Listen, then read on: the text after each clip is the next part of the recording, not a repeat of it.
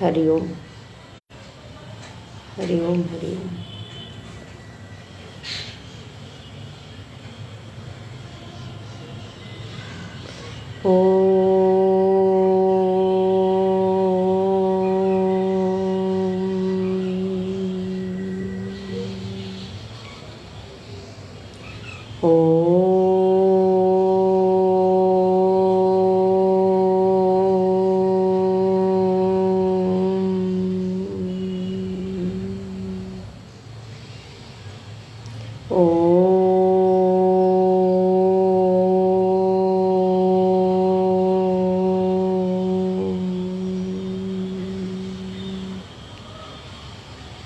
ओम श्री गणेशाय नमः।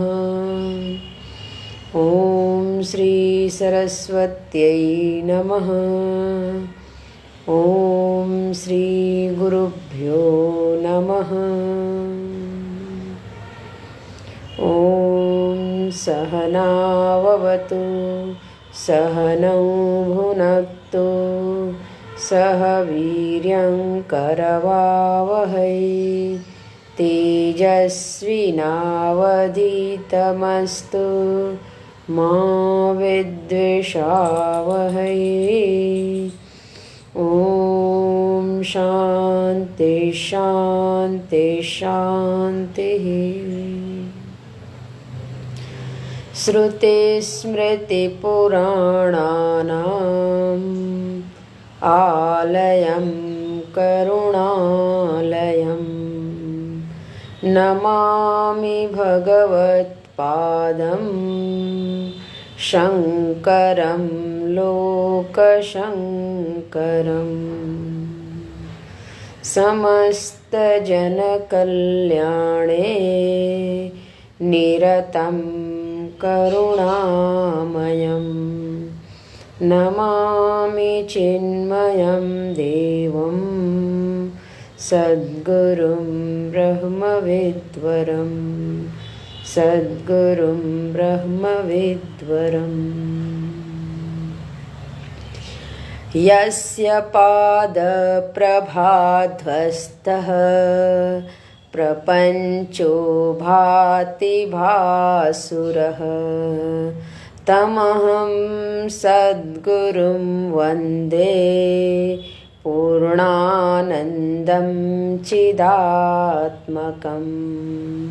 श्रीहरिं परमानन्दम् उपदेष्टारमीश्वरं व्यापकं सर्वलोकानां कारणं तं नमाम्यहम् कारणं तं नमाम्यहम्। हरि ओम।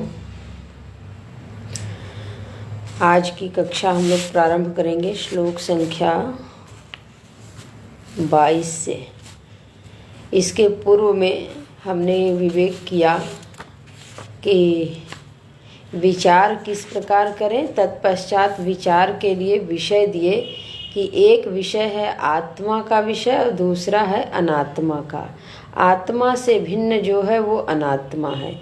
तो आत्मा के लक्षण भी बताए हैं, अनात्मा के लक्षण भी बताए हैं। उन लक्षणों को ध्यान में रख करके हमें चिंतन करना है कि आत्म वस्तु पृथक मालूम पड़े और अनात्म वस्तु भी पृथक मालूम पड़े। जब इन दोनों की पृथकता हम कर पाएंगे तो आत्मा और अनात्मा का विचार पूर्ण होगा। तो अनात्मा का फिर त्याग कर दें और आत्मा को ग्रहण कर लें। ग्रहण क्या करना है? आत्मा तो ग्रहण है ही। तो अनात्मा जो आज तक अनात्मा को हमने मैं कह के माना है उसका बस त्याग कर दें तो जो आत्मस्वरूप है वो प्रकट हो जाएगा। तो ये हम लोगों ने देखा। तत्पश्चात जो 22वां श्लोक है, जैसा कि हम पूर्व की कक्षा में बताए थे कि इसमें बोला गया कि ये आत्मा के प्रकाश स्वरूप को निर्देशित करता है श्लोक, कि जब हम आत्मा पर चिंतन करते हैं और अनात्मा का परित्याग करते हैं कि ये वस्तु आत्मा नहीं है, तो उस आत्मा को हम जाने कैसे। तो उसके लिए 22वां श्लोक भगवान भाष्यकार लिखते हैं कि आत्मा को जानने के लिए वो स्वयं प्रकाश स्वरूप है, अतः वो प्रकाशित हो जाती है। जैसे ही अनात्म वस्तु का निराकरण होता है वह प्रकाशित हो जाती है, उसको जानने के लिए कोई विशेष प्रयत्न की आवश्यकता नहीं है। तो 22वें श्लोक को देखते हैं। आत्मनस्तत्प्रकाशत्वं यत्पदार्थावभासनं नाज्ञादिदीप्तिवद्दीप्तिः भवत्यान्ध्यं यतो निशि। यानी कि ये जो आत्मा है ये प्रकाश स्वरूप है, ऐसा उन्होंने कहा। आत्मनः तत्प्रकाशत्वम, आत्मा तो प्रकाश स्वरूप ही है, उसमें उसके प्रकाश में ही यत् पदार्थ अवभासनम, सारे पदार्थ अवभासित होते हैं, प्रकाशित होते हैं, तो उसी आत्मा के प्रकाश से ही प्रकाशित होते हैं। जैसा कि गोस्वामी जी की वो पंक्ति हम लोग बार बार बोलते हैं, जगत प्रकाश्य प्रकाशक रामो, भगवान श्री राम प्रकाशक हैं और ये पूरा का पूरा जगत उनके प्रकाश में प्रकाशित हो रहा है। ठीक ऐसे ही यहाँ पे लिख रहे हैं कि आत्मनः तत्प्रकाशत्वम, आत्मा तो प्रकाश स्वरूप है, प्रकाशत्व उसमें भरा हुआ है, और उसकी उपस्थिति में जितने पदार्थ हैं, जितनी जगत की वस्तुएं हैं, यानी जी वस्तुओं से ही बना है जगत, तो ये जो जगत हमको मालूम पड़ रहा है ये उसके प्रकाश में ही अवभासित होता है, प्रकाशित होता है, दिखाई देता है, मालूम पड़ता है, जाना जाता है। हम ये कहें कि जाना जाता है। अगर हमको कोई जानकारी में आता है तो वो जो जानकारी में आने वाला विषय है तो आत्मा के प्रकाश से ही जाना जाता है। किसी के मन में शंका आए कि सूर्य भगवान के प्रकाश से जानते हैं, बिजली के प्रकाश से जानते हैं, दीपक के प्रकाश से जानते हैं, अग्नि के प्रकाश से जानते हैं, चंद्र के प्रकाश से जानते हैं, तो कहते हैं कि ये भी प्रकाश के रूप हैं, लेकिन इसके प्रकाश में व्यभिचार है। इसके प्रकाश में हम व्यभिचार दिखाते कैसे हैं? कह रहे हैं जब रात्रि होती है, अंध्यम यतो निशि, जैसे ही रात्रि होती है भवती अंध्यम, तो अंधकार आ जाता है। सूर्य भगवान पूरे जगत को प्रकाशित करते हैं, पूरे हम लोग सारा कुछ उन्हीं के प्रकाश में देखते हैं। नेत्र के अनुग्राहक देवता के रूप में वही हैं और नेत्रों से ही हम सब कुछ देखते हैं, बात सही है। तो इसके देव वही हैं, अनुग्रह करते हैं, और जब उनके अनुग्रह की छाया, अनुग्रह की कृपा प्राप्त होती है तो हम नेत्र से अन्य वस्तुओं को देख पाते हैं और देख करके जगत से व्यवहार कर पाते हैं। लेकिन वही सूर्यदेव रात्रि में तो चले जाते हैं। जब चले जाते हैं तो नेत्र हमारे पास होता है, फिर भी हम देख नहीं पाते हैं, तो रात्रि में चले जाते हैं। ऐसे ही अग्नि का जो प्रकाश है वो जब तक दीपक जल रहा है तब तक तो वस्तुओं को प्रकाशित कर रहा है, लेकिन जैसे ही उसका तेल समाप्त हुआ तो वहाँ अंधकार हो जाएगा, दीपक बुझ जाएगा। लेकिन ये दीपक के बुझ जाने पर भी मैं हूँ, इसकी अनुभूति, मैं आज इस कमरे में अंधकार में मैं विद्यमान हूँ, मैं पड़ी हूँ, ये जो अनुभूति है, इस अनुभूति को तो मिटाया नहीं जा सकता। तो उस अनुभूति को, उसको प्रकाशित करने वाला कि अंधकार में भी मैं हूँ, इसको प्रकाशित करने वाला जो है उसको हम आत्मा कह रहे हैं। यहाँ पे टीकाकार ने बढ़िया सुंदर लिखा है कि जो इदंतया करके प्रकाशित होता है, इदम इदम करके, यह वस्तु है, यह वस्तु है, यह वस्तु है, वो सब की सब वस्तु में जो इदंता मालूम पड़ती है कि यह है, और यह है जिसको मालूम पड़ता है, तो जिसको मालूम पड़ता है वो चेतन स्वरूप है, और वहाँ पे इदंता रूप में जो अपने आप को प्रकाशित कर रहा है कि इसी रूप में मैं हूँ, तो वो भी चेतन ही है। इसको हम दूसरे शब्दों में कहें तो हम लोग जब वेदांत की परिभाषा के अंतर्गत पढ़ते हैं कि प्रत्यक्ष प्रमाण क्या है, तो वो कहते हैं प्रमेयावच्छिन्न चेतन और प्रमातावच्छिन्न चेतन। जब प्रमाण व्यापार होता है तो प्रमाणावच्छिन्न चेतन, इसमें तीनों में जो चेतन है वो एकाकार होता है। यहाँ भी वही बात कही जा रही है कि इदंतया का जो निर्देश किया जा रहा है, उस इदंता में इदंता का प्रकाशन करने की सामर्थ्य जो है, अब बता रहा है, अपने को जता रहा है। जैसे ये पेन है तो अपने को जता रहा है कि मैं पेन हूँ। तो ये इदंता को प्रकाशित करने में प्रमेयावच्छिन्न चेतन है, और ये चेतन मुझ प्रमाता चेतन से जब एकाकार होता है तब जाकर के इस प्रमेय वस्तु का बोध होता है। अतः प्रत्येक प्रमेय वस्तु में भी चेतन की सत्ता विद्यमान है, और उसी चेतन सत्ता के प्रकाश में वह वस्तु प्रकाशित होती है। अतः अब ये जानना है कि इसमें कौन चीज़ ऐसी है जो चेतन से पृथक है।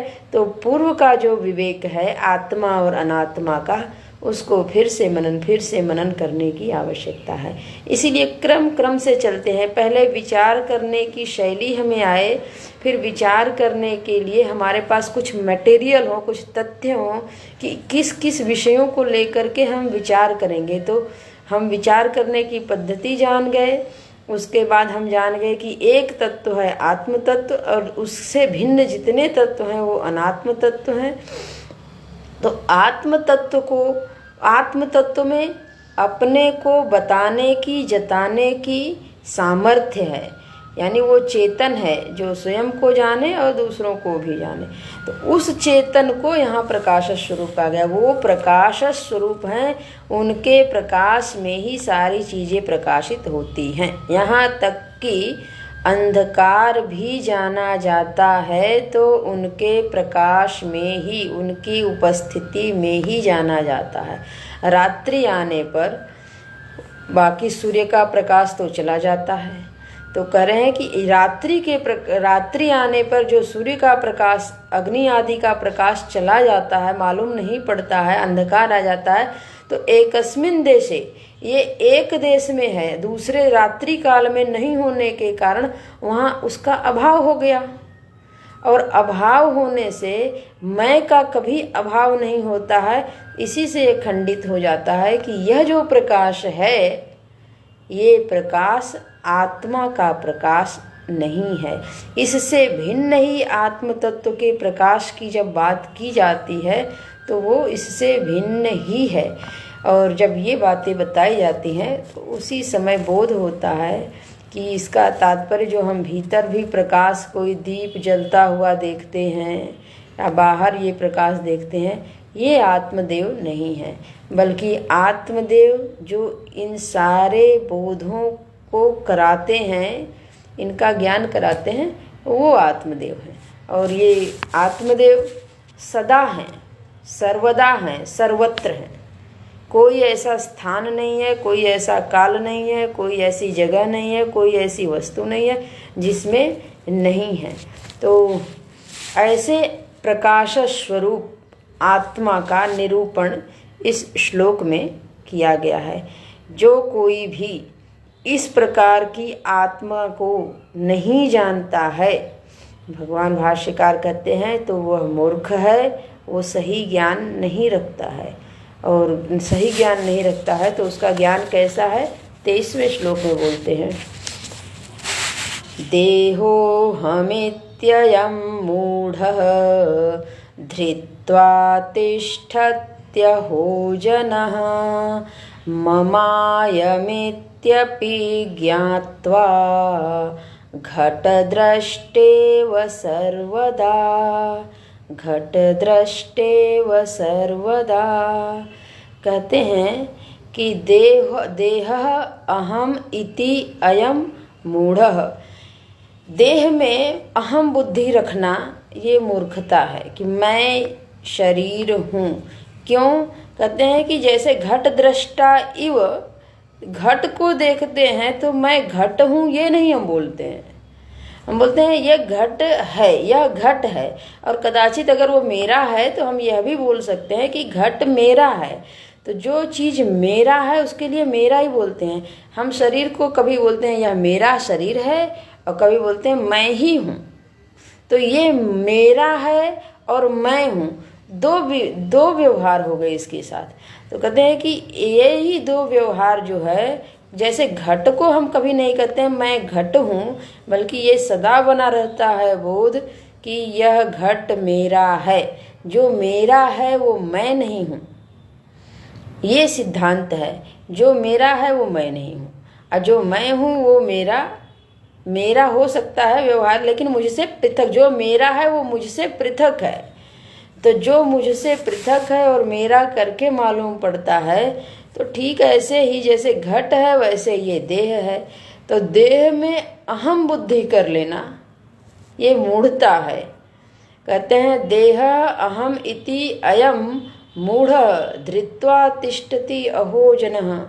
ओह, ये मूर्ख ऐसा है कि अपने शरीर को ही कहता है, कभी तो ये मेरा है और फिर कभी कहता है अहम मैं ही हूँ, यह देह मैं हूँ और मुझसे पृथक कुछ नहीं है। तो ये उसकी मूर्खता है, अज्ञानता है, और इससे बढ़ कर के कुछ नहीं है। मम अयम इति अपि ज्ञात्वा घट दृष्टा इव सर्वदा। कभी अयम बुद्धि होती है कि यह शरीर है, कभी मम बुद्धि होती है, और कभी उसी में अहम बुद्धि हो जाती है। जबकि घट के संदर्भ में सर्वदा एक बुद्धि होती है, यह मेरा घड़ा है, यह मेरा घड़ा है, यानी जो मेरा है वो मुझसे पृथक है। तो इतना जब हम व्यवहार करते हैं और ये सिद्धांत को जानते भी हैं, तो जानने के बाद भी जब शरीर पे आता है तो इसको जब हम मैं कहते हैं, तो इसका मतलब है कि हम अपनी समझ से ही बिना कभी कभी विचार करते हैं, कभी कभी विचार नहीं करते हैं। जब विचार करते हैं तो पता चल जाएगा कि हमारे विचारों से ही हमारे विचारों को काटा जा रहा है। जानने वाला कह देगा कि जब मेरा है तो जो मेरा है वो मुझसे पृथक होता है। मेरी पेन, मेरी किताब, मेरा टेबल, मेरा बेड इत्यादि, तो वो मुझसे पृथक है। यहाँ तक कि मेरे वस्त्र, तो जो मेरा है वो मुझसे पृथक है। तो फिर मेरा शरीर भी तो मुझसे पृथक हुआ। और जब मुझसे मेरा शरीर पृथक है तो शरीर से पृथक मैं हूँ, यदि इतनी बात बन जाए तो भीतर की यात्रा शुरू हो जाएगी और इतना पक्का हो जाएगा कि अब देह में कुछ होगा, देह पर कुछ घटना घटेगी तो मैं विकल नहीं होगा। मेरी विकलता जो है वो शिथिल पड़ जाएगी, और यही शिथिलता मैं के बारे में और अधिक दृढ़ता की तरफ ले जाएगी। जब मैं में यानी देह में विकलता होगी तो मैं उससे प्रभावित नहीं होऊंगा। तो इसी घटना के कारण मैं के नज़दीक जाने की यात्रा प्रारंभ होगी, और जब वो यात्रा प्रारंभ होगी तो इधर से ध्यान हटेगा, इधर से ध्यान थोड़ा कम होगा। तो ये यात्रा यहाँ पे उन्होंने, भगवान भाष्यकार ने स्पष्ट करके बताया कि देह में मम बुद्धि और अहम बुद्धि ये दोनों रखना मूर्खता है। स्पष्ट करके, विचार करके, निश्चय करके यह जान लीजिए कि यह देह मेरा है, और मम बुद्धि को पक्का करके अहम बुद्धि को उससे पृथक करिए। जब आप इतना कर पाएंगे तब जा कर के बात बन जाएगी, अन्यथा ये अज्ञानता बनी रहेगी। तो अब इस अज्ञानता को दूर करने के लिए आगे 24वें श्लोक से लेकर के 28वें श्लोक तक भगवान भाष्यकार ने ज्ञान का निरूपण किया है। इसको बोलते हैं ज्ञान का स्वरूप। ज्ञान का स्वरूप कैसा है, हम कैसे जाने कि यही ज्ञान है और ये मेरे भीतर प्रतिष्ठित होना चाहिए। तो बताते हैं कि देखिए, यही लक्षण जो है ये आत्मदेव के लक्षण है, ब्रह्म के लक्षण है और आपके लक्षण है, मैं का लक्षण है। और इसी लक्षणों से युक्त जो बोध है उसी को ज्ञान कहेंगे। वो लक्षण है कौन, तो देखते हैं 24वां से लेकर 28वें श्लोक तक। ब्रह्मैवाहं समशान्तः सच्चिदानन्दलक्षणः नाहं देहो ह्यसद्रूपः ज्ञानमित्युच्यते बुधैः ज्ञानमित्युच्यते बुधैः। ब्रह्म एव अहम, यही ज्ञान है। ब्रह्मैवाहमिति ये मनीषा पंचकम में भी आया है कि यही बोध हो जाए ब्रह्म मैं ही हूँ। अहम जो है, अहम की अनुभूति अपने देह को लेकर के बन जाती है। तो कहते हैं जो आपकी अनुभूति है, हम यात्रा वहीं से प्रारंभ करते हैं। अहम यानी कि मैं हूँ, ये अनुभूति हम सबकी है। तो करें कि ये जो मैं है, इसी मैं के अन्वेषण में लगिए, मैं की खोज में लगिए। और जब मैं को खोजेंगे तो ये जो मैं है, आज स्पष्ट सुन लीजिए कि मैं क्या हूँ। तो कहते हैं आचार्य जन, संत जन बोलते हैं मैं ब्रह्म हूँ, ब्रह्म ही हूँ, ब्रह्म से भिन्न कुछ नहीं। ब्रह्म एव, ब्रह्म ही अहम, मैं ब्रह्म ही हूँ। ये प्रतिज्ञा वाक्य है, एकदम इस पे निश्चय करना है कि मैं ब्रह्म कैसे हूँ। अब प्रश्न आएगा कि मैं ब्रह्म हूँ, ये सब श्रुतियाँ बोल रही हैं और जो आचार्यों ने अनुभव किया वो आचार्य भी बोल रहे हैं, तो अपने बारे में बोलते तो ठीक रहता है। लेकिन ये हम सभी मानव समाज को बोलते हैं, पूरे जगत में बोलते हैं, जगत ही ब्रह्म रूप है, तो सारे प्राणी भी ब्रह्म ही हैं, ब्रह्म से भिन्न कुछ नहीं है।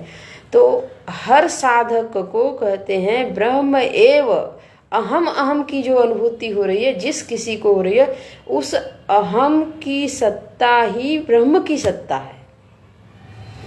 तो ब्रह्म एव अहम ऐसा जब बोलते हैं तो हमारा प्रश्न ये है कि मैं की अनुभूति को हम नकार नहीं सकते हैं। मैं की अनुभूति तो हमें होती है, और जब से हमने होश संभाला है तब से मैं हूँ, मैं हूँ, मैं अमुक हूँ, अमुक हूँ, अमुक हूँ इत्यादि करके। तो करें कि जो ये मैं हूँ की अनुभूति है, उस मैं में आपने जो जो विशेषण लगाए हैं, उन विशेषणों को हटा करके जो ब्रह्म के विशेषण हैं, यानी जो पूर्व में हमने आत्मा का लक्षण देखा विवेक करके, उन विशेषणों को रख के देखें कि मैं ज्ञानमय हूँ कि नहीं, मैं शुद्ध हूँ कि नहीं, मैं विनिष्कल हूँ कि नहीं, मैं नियामक हूँ कि नहीं, मैं नित्य हूँ कि नहीं, मैं सदरूप हूँ कि नहीं इत्यादि। एक तो है कि वहाँ से हम विचार करें। दूसरा, यहाँ पे खुद लक्षण बोलते हैं कि ब्रह्म का जो लक्षण है वो हम इकट्ठा लिख के एक जगह देते हैं, और इन सारे लक्षणों को आज आपकी अनुभूति अगर बन रही है तो ठीक है, तब तो कोई बात नहीं है, उसको पक्का कर लीजिए।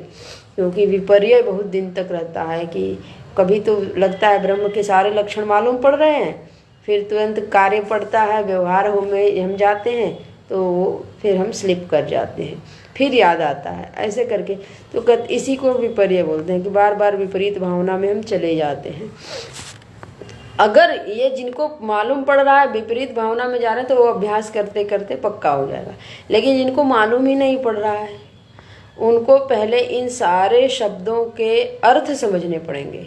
ये जो इतने ब्रह्म के लक्षण यहाँ पे इकट्ठा बताए गए हैं, इनके अर्थ क्या है, इनके लक्षण क्या हैं, और जब उनको हम देख लें तो अपने मैं में उसको बार बार घटाने का अभ्यास करें। एक दिन एक शब्द लेकर के 10 मिनट के लिए बैठ जाएं कि मैं सम हूँ, मैं निर्विकार हूँ, मैं निराकार हूँ, मैं शांत हूँ या इत्यादि, मैं सत हूँ, मैं चित हूँ, मैं आनंद स्वरूप हूँ। एक एक शब्द को अब उसका जो लक्षण बताया जाए, उस लक्षण को अपने में बढ़ाएं, भाव के जगत पे बढ़ाएं। बाद में जब वो स्पष्ट हो जाएगा तो फिर वो कल्पना करने की ज़रूरत नहीं पड़ेगी। प्रारंभ में कुछ ना बने तो काल्पनिक स्तर पे ही मैं ब्रह्म हूँ और ब्रह्म के जो लक्षण है वो मुझ में हैं, ऐसा करके करें। फिर तत्पश्चात जो प्रश्न उसमें आए उन प्रश्नों को एक जगह नोट करें, उन प्रश्नों के समाधान के लिए ग्रंथों का आश्रय लें, संतों का आश्रय लें, गुरुजनों का आश्रय लें, फिर धीरे धीरे करके वो सारे समाधान होते हैं। तो ये अपरोक्षानुभूति करने के लिए हम भीतर से अपनी पूरी तैयारी, पूरी लगन लगा दें कि मैं अपरोक्ष रूप से अनुभव कर सकूं कि मैं ब्रह्म ही हूँ, ब्रह्म एव अहम। क्यों कहते हैं ब्रह्म एव अहम? ये प्रतिज्ञा वाक्य है और उसके सिद्धि के लिए ये हेतु दिए जा रहे हैं, एक एक लक्षण बताए गए हैं।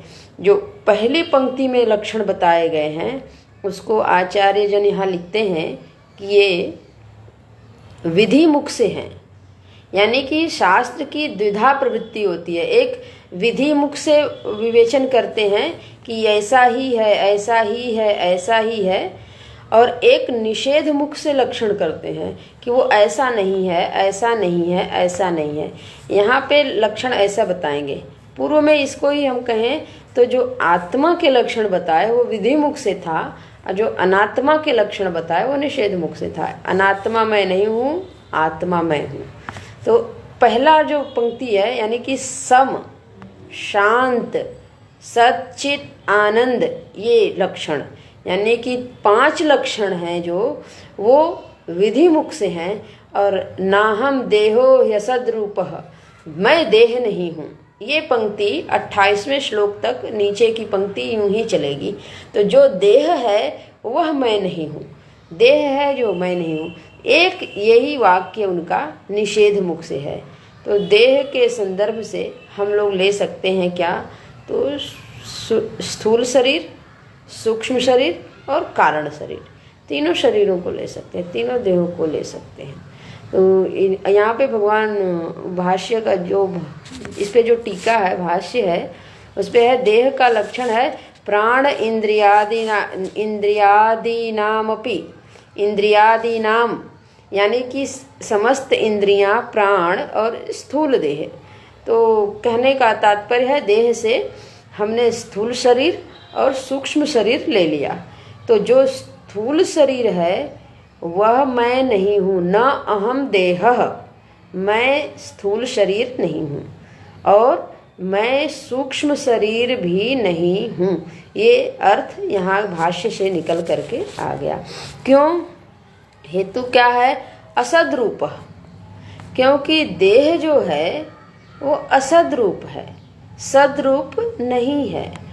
असद रूप और सदरूप की बढ़िया व्याख्या गीता जी के भाष्य में है, यद विषया बुद्धि व्यभिचरति तद असत, यद विषया बुद्धि न व्यभिचरति तद सत।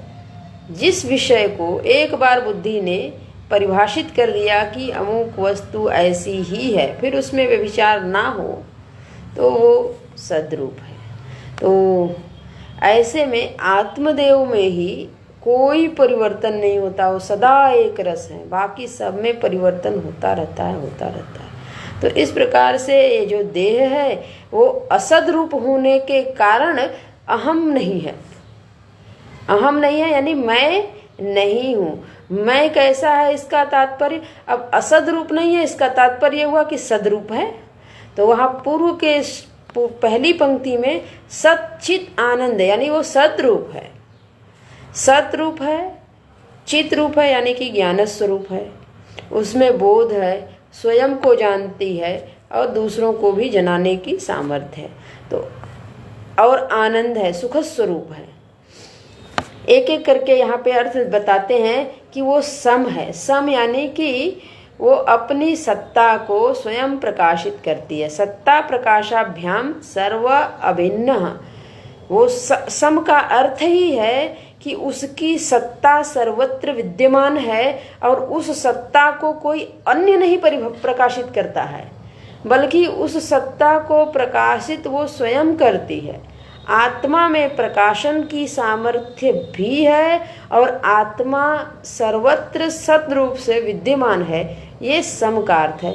तो सम यानी समान सत्ता के रूप में सर्वत्र विद्यमान है। उस सम सत्ता में विशेषण लग करके ऊंचा नीचा होता रहता है, उत्तम मध्यम लघु होता रहता है, लेकिन उत्तम मध्यम लघु के बीच में जो सत्ता है, जो सब में अनुगत है, वो सम है। तो कहते हैं कि यहाँ पे सम का अर्थ यही है कि जो सत्ता रूप से है और समस्त सत्ता को जो प्रकाशित करती है, तो यानी प्रकाश स्वरूप है, उसको सम कहते हैं। किम और आगे क्या लक्षण है कहते हैं, और आगे लक्षण बताते हैं, वो शांत है।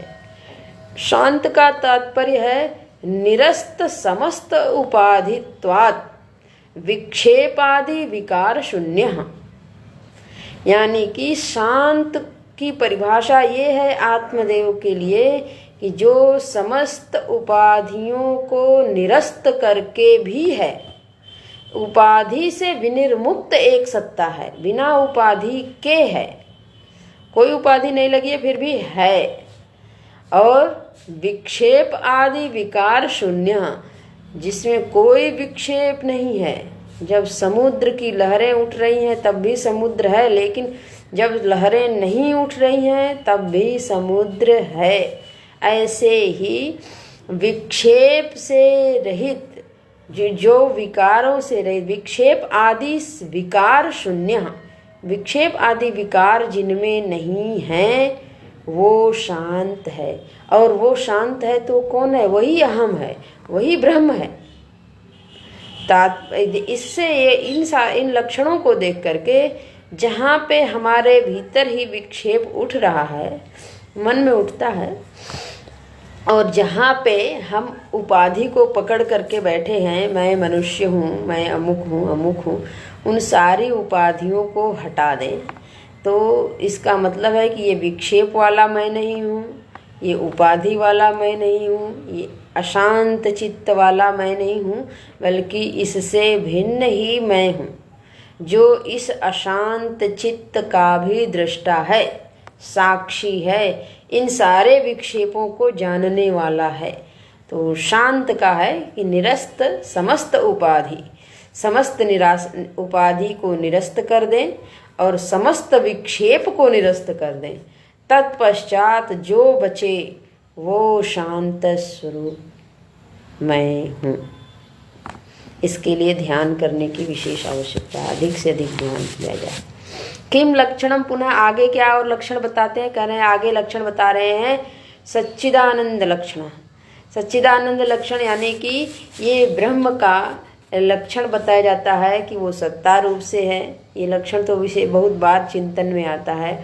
यहाँ पे कहते हैं कि जो असत है उसको छोड़ दीजिए तो सत बचेगा, जो जड़ है उसको छोड़ दीजिए तो चेतन बचेगा, और जो दुख रूप है उसको छोड़ दीजिए तो आनंद बचेगा। तो अनृत जड़ दुख प्रतियोगी भी लक्ष्यते, या इन तीनों को, अनृत को, जड़ को, दुख को छोड़ दीजिए, इनके विपरीत सत चित आनंद स्वरूप जो है वो परमात्मा है।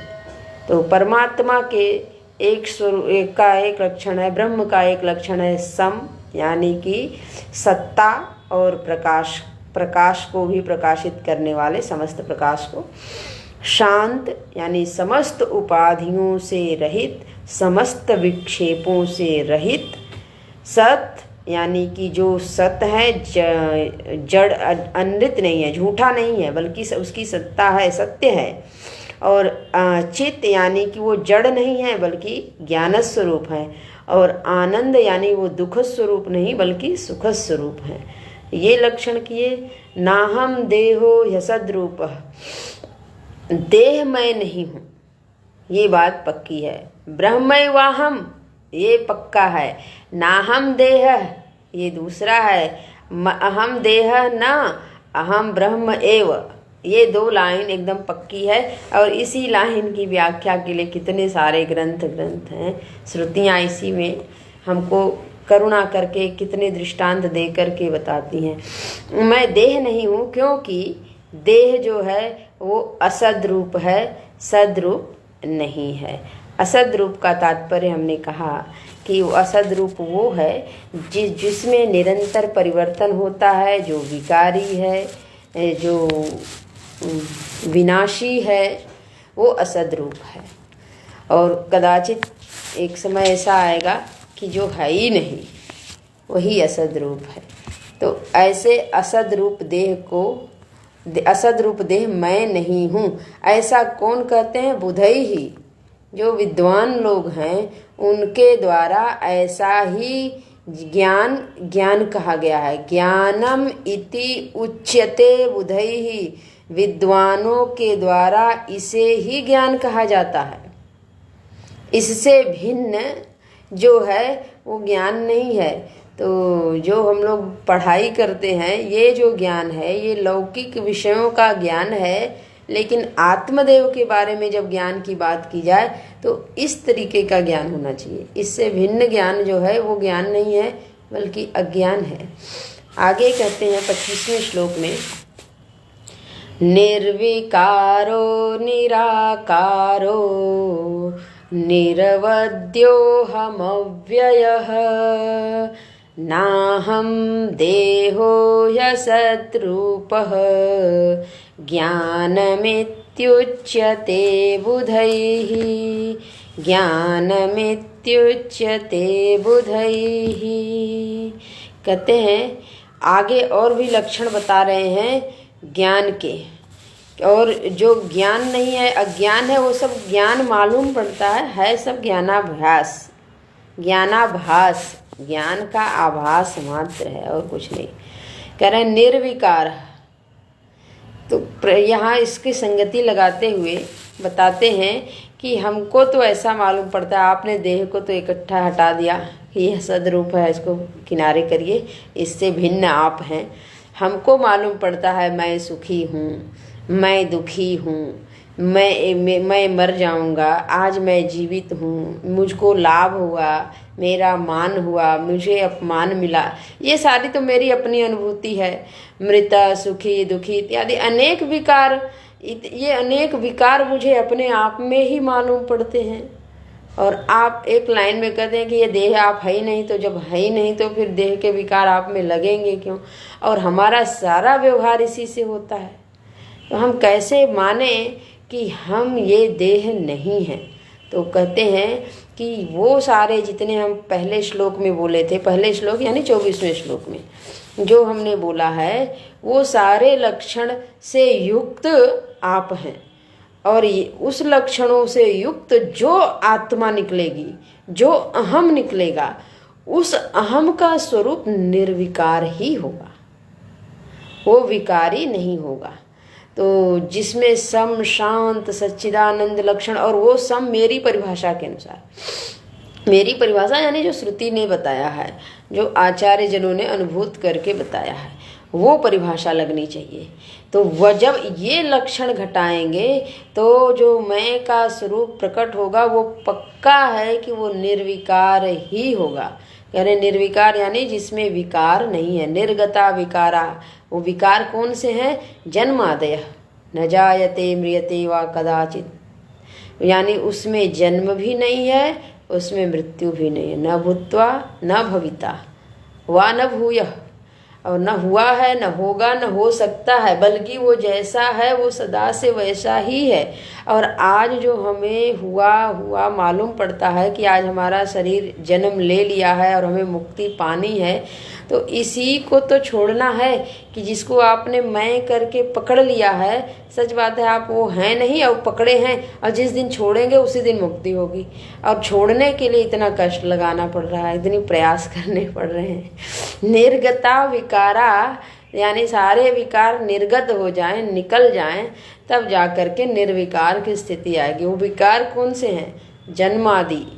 जन्मादि षड विकार जो हैं शरीर के हैं, वही सब विकार हमने अपने आप में मान लिया है।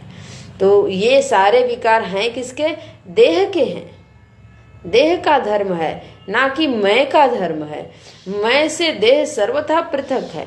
जैसा कि 22वें श्लोक में 23वें श्लोक में कहा गया कि जैसे घट मेरा है वैसे देह मेरा है। तो देह मेरा है तो मैं से पृथक हुआ, और जब मैं से पृथक हुआ तो जो देह के धर्म है वो मैं में नहीं लागू हो सकते हैं। इन सिद्धांत को पकड़ करके मैं का चिंतन किया जाएगा तब जा कर के मैं का जो स्वरूप है वो स्पष्ट रूप से हमारे सामने आ जाएगा। बहुत जोर लगाने की ज़रूरत तब नहीं पड़ेगी, बड़ा प्रयास करने की ज़रूरत नहीं पड़ेगी। बस उसके लक्षणों को एक बार चिंतन करने की आवश्यकता है। एक बार एक जगह स्थिर होकर बैठ जाएं और अपने मैं को पहचान लें, फिर उसके बाद सारा व्यवहार करते हुए मैं में ही स्थित हो सकते हैं। लेकिन अनादिकाल से ये संस्कार बने हुए हैं तो वो हम देह में ही ज़्यादा स्थित हो जाते हैं, इससे निकलना कठिन मालूम पड़ रहा है। तो ऐसे ग्रंथ पढ़ेंगे, अपरोक्षानुभूति हुआ, विवेक चूड़ामणि हुआ, पंचदश जो वेदांत के ग्रंथ हैं, तो चित्त हमेशा अपने आत्मदेव में लगा रहेगा, आत्मदेव में लगे रहेंगे तो ऐसा चिंतन हमारा चित्त करने में समर्थ हो जाएगा। और ऐसा जब चित्त करने में समर्थ हो जाएगा तो आचार्य जन के बल से, संत जन के बल से, गुरुदेव की कृपा से हम लोग भी उस मार्ग पे आगे बढ़ सकते हैं। तो कहते हैं निर्विकार है देह का धर्म, विकार देह का धर्म है और देह का धर्म मैं में नहीं जाता है। अतः ये जो मैं है वो कैसा है? निर्विकार है। हेतु क्या क्यों कह रहे हैं कि निर्विकार है? तो अगला जो शब्द है वो हेतु के रूप में, कारण ये है इसलिए करें क्योंकि वो जो मैं है ना वो निराकार है और देह कैसा है? वो साकार है। तो साकार जो रूप है, साकार जो वस्तु है, हम उसको मैं नहीं कह रहे हैं। जो साकार होगी उसमें सारे विकार निश्चित आएंगे, लेकिन हम जो है वो निर्विकार है, निराकार है, उसमें आकार नहीं है। आकार नहीं होने के कारण, चूंकि आकार नहीं है इसलिए वो निर्विकार है। आकार से रहित देह आदि जो आकार हैं, यहाँ तक कि वृत्तियों का भी एक आकार ही बनता है, तो वो जो आकार बनते हैं वो सब आकार, वो सूक्ष्म आकार है, ये स्थूल आकार है। तो स्थूल आकार पर ही अभी केंद्रित करते हुए बोल रहे हैं कि देह का आकार है और ये आकार मैं नहीं हूँ, क्योंकि मैं का एक लक्षण और है, वो है निराकार। तो मैं निराकार हूँ, तो जो वस्तु निराकार होगी, जिसका कोई आकार ही नहीं होगा, तो उसमें विकार कहाँ से आएंगे? तो निर्विकारो निराकारो, अतः मैं निराकार हूँ और निराकार होने के कारण ही मैं क्या हूँ? निर्वद्य हूँ। निर्वद्य का अर्थ बहुत सुंदर है, वात पित्त आदि जन्य आध्यात्मिक आदि तापत्रय रहित। मुझ में किसी प्रकार का रोग नहीं है। वात पित्त कफ तो कभी डिसबैलेंस हो जाते हैं, तो वो तो डिसबैलेंस तो तब होंगे जो शरीर होगा, और वो शरीर निर्विकार कह के ही हमने कह दिया कि मैं नहीं हूँ, और ये देह का धर्म है, देह मैं नहीं हूँ। और देह के धर्म के अभाव में निराकार हुए, और निराकार होने के कारण वात पित्त कफ आदि से युक्त जो ये सारे बीमारियां होती हैं, उसके सारे संतुलन बिगड़ने से, तो वो मुझ में नहीं होते हैं। और वो जो होते हैं तो वो ही दुख देते हैं, तीनों तरह के आध्यात्मिक आदि दैविक। कभी तो ग्रह दशा खराब होती है, तो कभी अपने शरीर ऐसे ही परिस्थितियों से प्रभावित होता है। तो ये तीनों तरह के जो आध्यात्मिक आदि दैविक और आदि भौतिक, ये तीनों ताप हैं, वो इस शरीर को प्रभावित तो करते रहते हैं। तो इस शरीर को जो प्रभावित करते हैं, तो ये शरीर ही खिसक गया, ये मैं नहीं हूँ। तो इसके तीनों ताप से भी हम रहित हो गए। तो कहने का तात्पर्य ये है कि आत्मदेव ज्ञान को अगर प्रतिष्ठित करना है, तो ये जो मेरी आज की अनुभूति बनी हुई है, इस अनुभूति को उन्होंने नकारा नहीं है। यदि आप देह को मान रहे हैं तो देह नहीं है, तभी तो निर्वद्य शब्द दे रहे हैं कि निर्वद्य। और जहाँ पे रोग दिख रहा है, जहाँ पे ताप दिख रहा है, जहाँ पे संताप दिख रहा है, कष्ट दिख रहा है, परेशानियाँ दिख रही हैं, वो आप नहीं हैं, बल्कि उससे भिन्न ही आप हैं। इन परेशानियों को एक तरह से साक्षी पर हम ध्यान अपना केंद्रित करके रखें तो भी कुछ बात बनती चली जाएगी। फिर उसके बाद इन सारे शब्दों को ले करके जहाँ जहाँ ये शब्द आए हैं और जिन जिन रूप से इनकी व्याख्या की गई उसको एक जगह इकट्ठा करें, वो अलग बात है। लेकिन वर्तमान में जब तक ये कक्षा चले हम अपना ध्यान साक्षी पर केंद्रित करके, दृष्टा पर केंद्रित करके देखें। तो दृष्टा जो है वो सुख दुख को देखने वाला है। सुख आता है, दुख आता है, अनुकूल परिस्थिति आती है, प्रतिकूल परिस्थिति आती है। वात पित्त आदि जन्य जो आधियाँ व्याधियाँ हैं उनको भी देखा जाता है, जाना जाता है, अनुभव किया जाता है। उसको अनुभव करने वाला इस रोग से पृथक ही है। तो इस प्रकार से जो इससे पृथक है वह मैं हूँ, वह अहम है, वो ब्रह्म है। तो निर्वध्य है, और जो निर्वध्य है वो अव्यय है, वो व्यय युक्त नहीं है। अव्यय यानी अपक्षय आदि रहित, उसमें क्षय और वृद्धि नहीं होती है, बल्कि वो सदा जैसा पहले था वैसा ही है, एक रस। तो अव्यय जो व्यय से रहित है। तो यहाँ पर भी उन्होंने 4 लक्षण प्रथम पंक्ति में दिए हैं। निर्विकार, निराकार, निर्वध्य, अव्यय, अहम। अहम के ये 4 लक्षण हैं। क्योंकि हम अहम को ही पहचानते हैं, तो जब अहम को एक बार निर्विकार रूप में हम पहचान लेंगे, निराकार रूप में पहचान लेंगे, निर्वध्य रूप में पहचान लेंगे और अव्यय रूप में पहचान लेंगे, तब यही होगा अहम एव ब्रह्म, मैं ही ब्रह्म हूँ। ब्रह्म का जब लक्षण करते हैं तो समस्या ये आ जाती है, हम परोक्ष का चिंतन करने लग जाते हैं। और परोक्ष का चिंतन करने से ये होता कि हाँ कोई वस्तु तो है, कोई चीज़ है, कोई ब्रह्म नाम के हैं, कोई परमात्मा है, लेकिन मैं वही हूँ ये बात नहीं बनती है। इसीलिए कहते हैं अहम पे ध्यान केंद्रित करके इन सारे लक्षणों को हम विचार करें।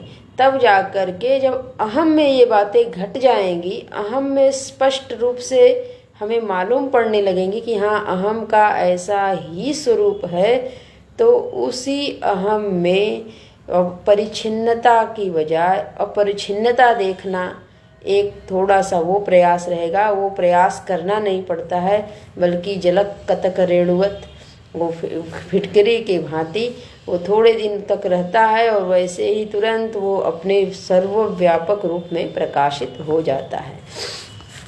तो ये लक्षण उन्होंने बताए भगवान भाष्यकार ने कि ये अहम के लक्षण हैं और यही लक्षण ब्रह्म के लक्षण होते हैं।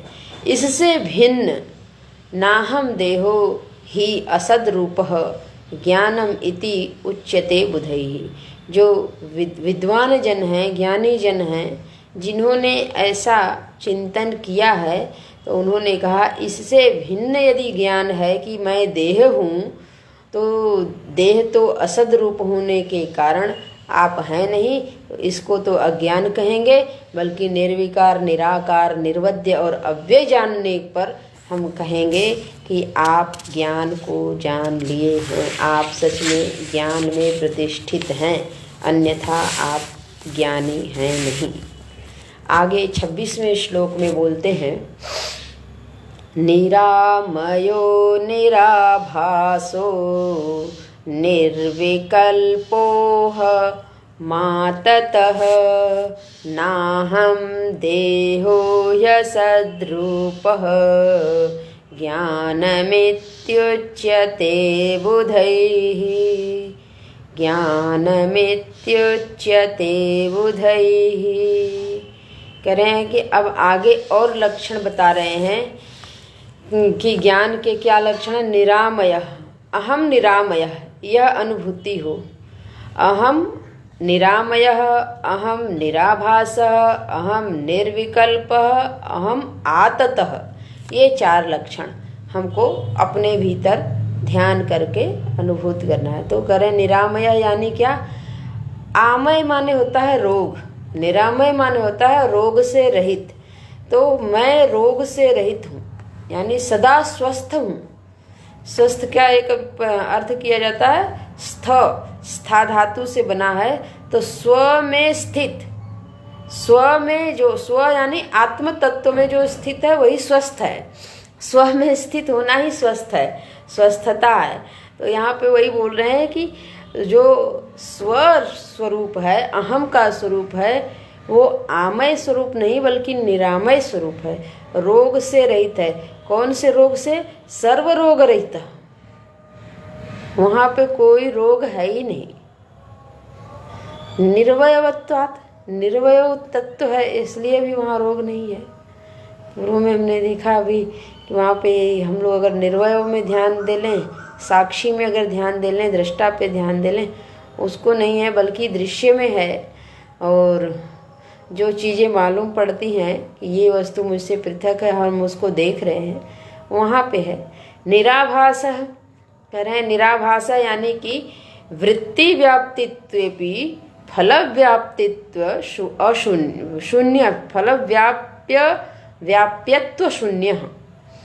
यानी निराभास का अर्थ यहाँ पे ये किया गया कि आत्म तत्व की वृत्ति व्याप्ति तो होती है लेकिन फल व्याप्ति नहीं होती है। ये शब्द वेदांत के हैं और ये वेदांत सार में आता है।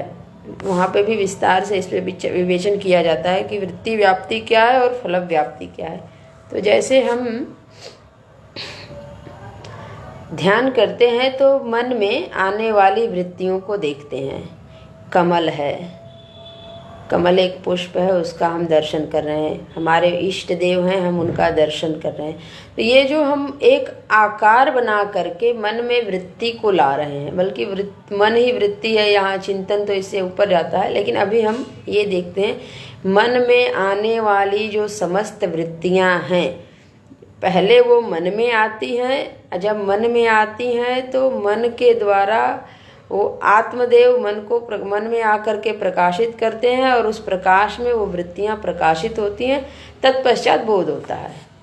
तो कहते हैं कि कोई भी वस्तु अगर बोध के स्तर पे देखा जाए तो सबसे पहले ये बाहर की वस्तु हमारे नेत्र देश से मन के देश में आती है, इंद्रिय द्वार से होते हुए मन में जाती है और मन में जा करके तदाकार रूप बनता है और उसी आकार का हमें बोध होता है। तो कहने का तात्पर्य है कि जब वस्तु बाहर से भीतर जाती है तो भीतर जा करके ही उसका बोध होता है। उसको भीतर जब जाती है तो वो एक अपना जैसा आकार प्रस्तुत करती है, उसको बोलते हैं वृत्ति। और उसी वृत्ति को हम स्पष्ट रूप से जब जान लेते हैं तो कहते हैं ये यही वस्तु है। जैसे ये पेन है, ये मोबाइल है, ये गुरुदेव की फोटो है। तो ये जो हम देख पा रहे हैं तो देखते हैं, तो देखने के बाद उसकी पहचान होती है तदाकार। तो यानी वो वस्तु वैसे ही गई और अपने को हमको बताई, ऐसा आकार प्रकार है। उस आकार प्रकार को हमने एक नाम दिया और नाम दे करके बताया कि ये वस्तु है। तो इसको बोलते हैं कि वृत्ति बनी और उस वृत्ति के परिणाम स्वरूप वृत्ति का बोध हुआ। इसी को बोध होने को हम फल व्याप्ति बोलते हैं। तो जब कोई वस्तु प्रमेय के रूप में होती है, पृथक रूप में होती है, तब जा करके उसकी वृत्ति बनती है और वृत्ति बन करके फिर उसका बोध होता है। लेकिन जब आत्मदेव अपने आप से पृथक है ही नहीं और मैं कोई दूसरा आत्मदेव से भिन्न है नहीं, तो कहते हैं कि उनकी वृत्ति तो बनती है लेकिन उस वृत्ति का ऐसा ही आकार है, आत्मदेव इसी रूप में है, इस देश में है, ऐसा करके कुछ बोला नहीं जाता है। तो जो ये बोला नहीं जाता है उसी से स्पष्ट होता है कि वृत्ति व्याप्ति तो होती है पर फल व्याप्ति नहीं होती है। जैसे कि हम लोग दृग दृश्य विवेक पढ़ते हैं तो उसमें जो पहला श्लोक है, दृग एव न तो दृश्यते, अब बाकी शुरुआत में चलता है रूपम दृश्यम लोचनम दृक् तदृश्यम दृक्तु मानसम दृश्याधिवृत्तयः साक्षी दृगेव न तो दृश्यते। तो कहते हैं दृश्याधिवृत्तयः साक्षी, यानी कि हमारे वृत्ति तक की यात्रा कराते हैं। और जब वृत्तियाँ हमारी बुद्धि के प्रकाश से प्रकाशित होती हैं तो बुद्धि उसका एक नाम देती है, एक रूप देती है और बताती है कि ये ऐसा है। तो कहते हैं कि उसको देखने वाला, वृत्तियों को देखने वाला तो साक्षी है, लेकिन साक्षी को कौन देख रहा है? तो हम अपने भीतर ही यात्रा करें तो देख पाएंगे कि सही बात है, मन में आने वाले विचारों को तो हम देखते हैं, लेकिन विचारों को देखने वाले का क्या आकार है, उसको हम कौन सा रूप देंगे। लेकिन ये भी है कि क्या उसको हम नकार सकते हैं? वो नहीं है। यदि नकार नहीं सकते हैं और कहते हैं कि हाँ एक साक्षी है जिसकी उपस्थिति में ये वृत्तियाँ जानी जा रही हैं, एक वृत्ति अभी आई, अभी चली गई, फिर से वही आई, या दूसरी आई, तीसरी आई, इन सारी वृत्तियों को जो जानता है उसका अपना कोई आकार प्रकार नहीं होने के कारण हम कहते हैं कि वो तत्व तो है और वो तत्व मालूम पड़ता है, जाना जाता है, उसका उसी के प्रकाश में बल्कि वृत्तियाँ प्रकाशित हो रही हैं। तो उसको बोलते हैं कि उनकी वृत्ति तो बनती है कि हाँ एक है, लेकिन वो वृत्ति की हम फल व्याप्ति के रूप में विवेचना नहीं कर सकते हैं कि वो ऐसा ही है। तो निराभास का अर्थ यही है कि उनको हम कहते हैं कि उनकी वृत्ति व्याप्ति होती है, यानी आत्मदेव की वृत्ति व्याप्ति होती है। अहम का हम कोई आकार नहीं दे पाएंगे। हाँ, उनकी फल व्याप्ति नहीं हो, वृत्ति व्याप्ति होती है, फल व्याप्ति नहीं होती है। तो निराभास, निर्विकल्प, निर्विकल्प यानी कल्पना ही ना, ये नहीं कि वृत्ति व्याप्ति होती है तो कोई भी हम कल्पना कर रहे हैं। तो कहते हैं ये नहीं, अगला शब्द तुरंत बोलते हैं कि वो आपकी कल्पना का विषय नहीं है, बल्कि वो जो तत्व है वो कल्पना जो होगी वो कोई ना कोई वृत्ति हो जाएगी और उस वृत्ति की व्याख्या भी हो जाएगी। वो कल्पना से अतीत है और प्रकाश स्वरूप है, साक्षी स्वरूप है, दृष्टा स्वरूप है। तो निर्विकल्प, कल्पना से विकल्प से रहित है। आततः, आततः का अर्थ है व्यापक। वो जो अहम मालूम पड़ेगा, यानी हम जब भीतर साक्षी का ध्यान करेंगे, दृष्टा का अनुसंधान करेंगे, तो वो दृष्टा का आकार नहीं होने के कारण हम कह सकते हैं कि वो व्यापक है। आततः व्यापक है। नाहम देहो ह्यसद्रूप ज्ञानमित्युच्यते बुधैः। इस अतः निरामय होने के कारण, निराभास होने के कारण, निर्विकल्प होने के कारण और आतत होने के कारण मैं देह नहीं हूँ, ऐसा निर्णय हो जाए तो उसी को विद्वान जन, बुद्ध जन, ज्ञानी जन ज्ञान कहते हैं। उससे भिन्न अगर देह को कोई कहता है कि मैं देह ही हूँ, तो इसको ज्ञानी जन ज्ञान नहीं कहते हैं, बल्कि कहते हैं यह तो अज्ञान ही है। अभी 2 श्लोकों में ज्ञान की व्याख्या और है। निर्गुणो निष्क्रियो नित्यो नित्यमुक्तो हम अच्युतः नाहम देहो यसद्रूपः ज्ञानमित्युच्यते बुधैः। तो इस 27वें श्लोक से हम कल की कक्षा में देखेंगे। आज की कक्षा हम यहीं पे पूरी करते हैं। हरिओम हरिओम। ओम पूर्णमदः पूर्णमिदं पूर्णात् पूर्णमुदच्यते पूर्णस्य पूर्णमादाय पूर्णमेवावशिष्यते। ओम शांति शांति शांतिः। हरि ओम। श्री गुरुभ्यो नमः। हरि ओम।